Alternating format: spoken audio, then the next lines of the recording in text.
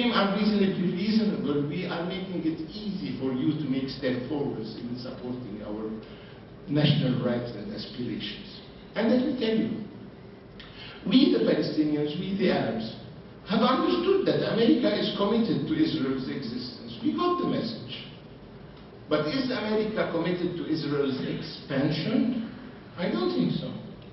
In Israel, there is a vibrant debate about the wisdom and the sagacity of keeping the hilltops of the West Bank.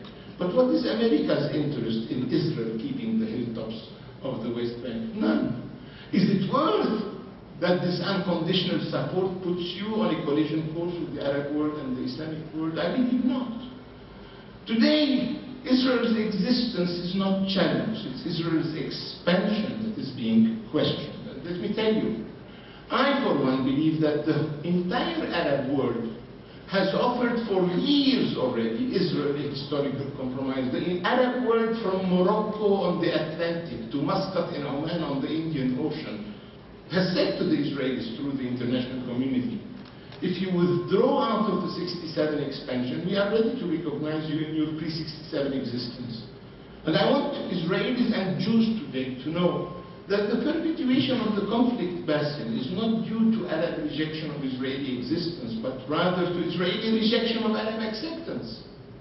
And I, as an individual and as a political activist and as a political official, I have condemned every terrorist operation that has hit against civilian targets. But let me tell you, I don't think that it was terrorism that was the obstacle to peace. It was territory, the territorial appetite of the Israelis that was the obstacle to peacemaking. One has not to hide behind one's finger. And I keep telling Israeli audiences, I have condemned every suicide bombing that has occurred. And you speak as though every day there is a suicide bombing. Historically, factually, there was one in 2006, only one in 2007, and only one in 2008, and not every day as the way you project the image.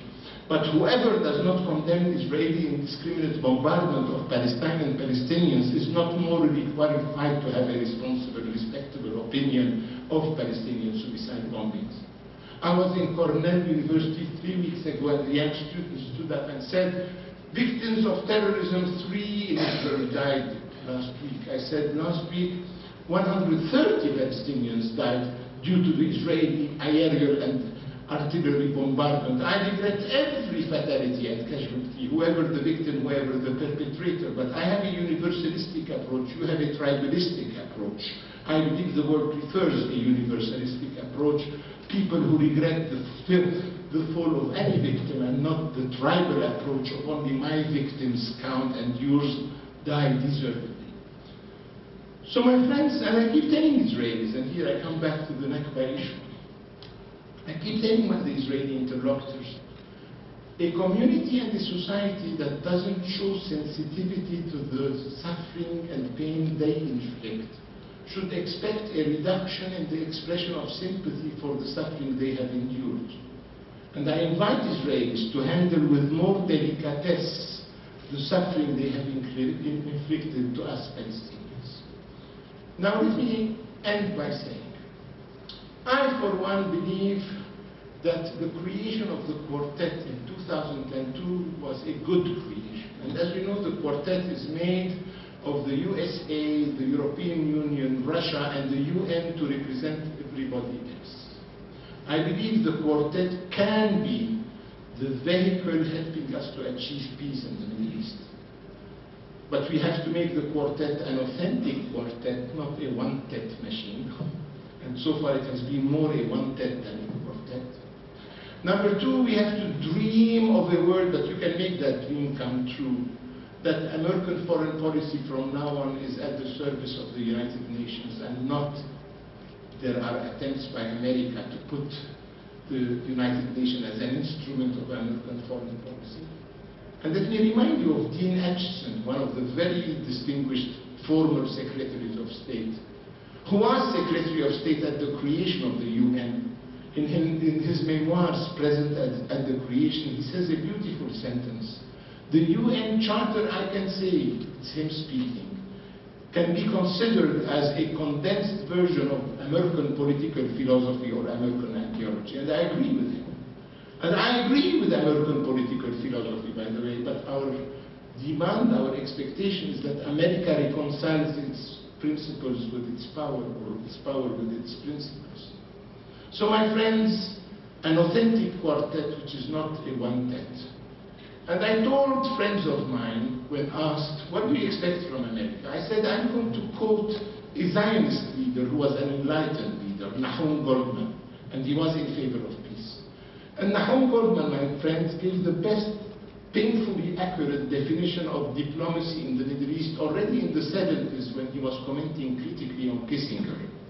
Nahum Goldman said, diplomacy in the Middle East seems to be the art of delaying the inevitable as long as possible.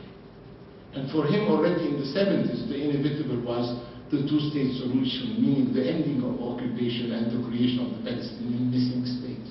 Remember the definition.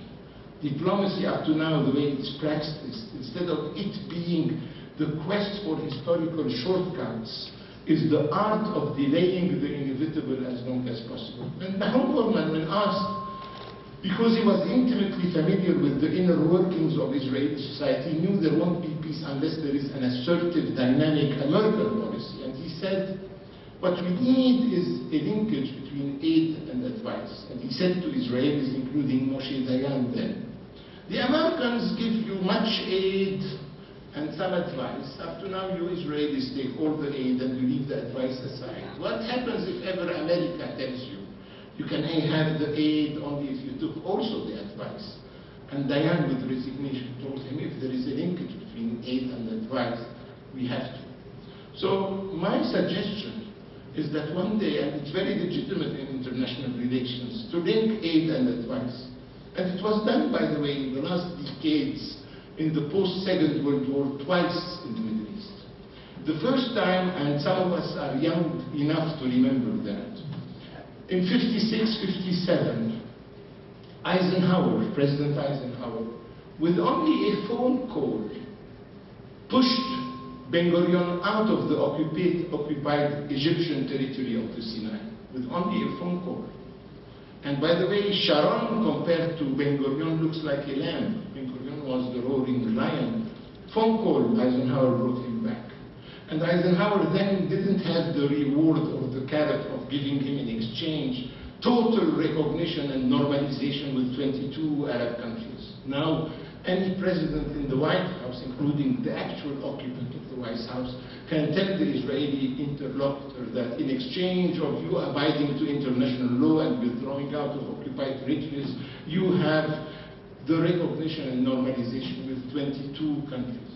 And I keep telling Israelis, we are the key for your regional acceptance. And as you know, ladies and gentlemen, security and peace comes as a and landed in Madrid, but he was there, and he had to freeze for 6 to 9 months the settlement expansion. So what do we expect from American foreign policy? A phone call, Basil. And it's a local call since we live in a planetary global village.